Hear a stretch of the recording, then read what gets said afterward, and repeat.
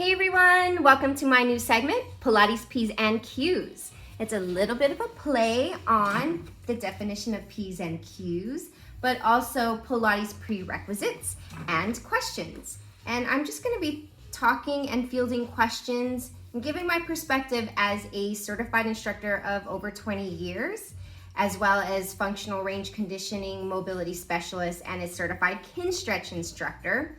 And I utilize mobility both personally and with my clients in order to access more ranges and get better results and progression through Pilates exercises.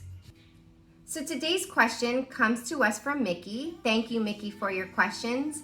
And one of her questions was, define mobility.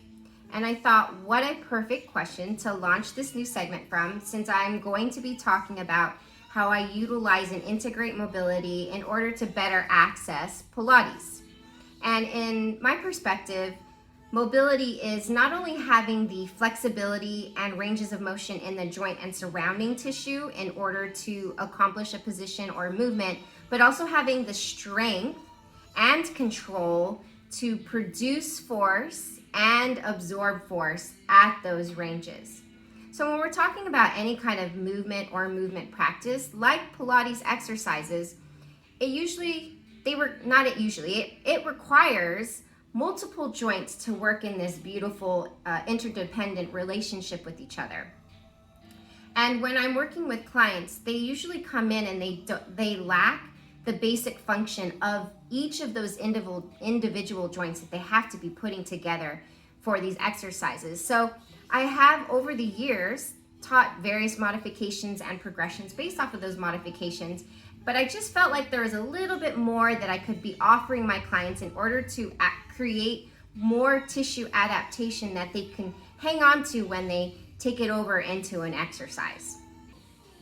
So when we're talking about mobility training here in my world, we're going to be talking about creating real tissue adaptations at very specific joints so that it has more ranges that it can access more and more and more, and then using specific cues in order to make specific adjustments while in Pilates exercises, and also choosing accurate modifications based on what each of the joints are telling you, as well as breaking things down to each little piece so that you can build it up and create this movement challenge where your body can access all its different ranges, having that strength and control to produce and absorb force.